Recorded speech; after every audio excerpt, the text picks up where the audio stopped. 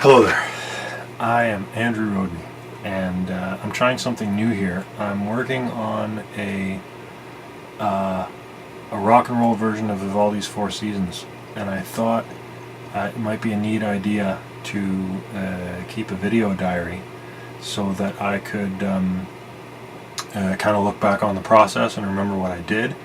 And I thought some of you might find it interesting as well to watch me struggle to put this piece of classical music down as a rock and roll, sort of a historical rock and roll retrospective. And that's maybe a good place to start. What I'm trying to do is sort of recap the entire history of rock and roll to the tune of Vivaldi's Four Seasons.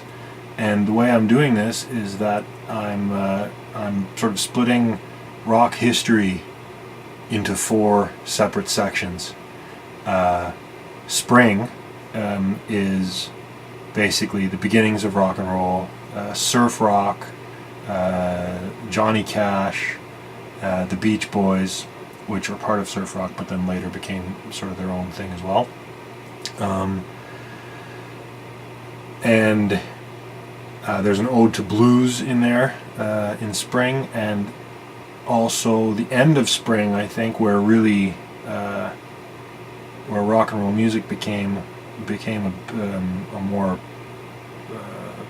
I guess mature genre, would be right after Sgt. Pepper. So Sgt. Pepper is the last part of spring.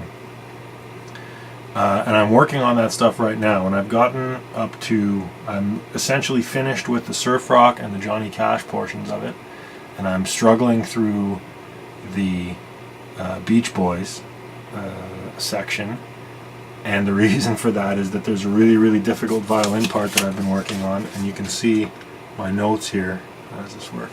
You can see some of my notes. This is basically how I keep my notes.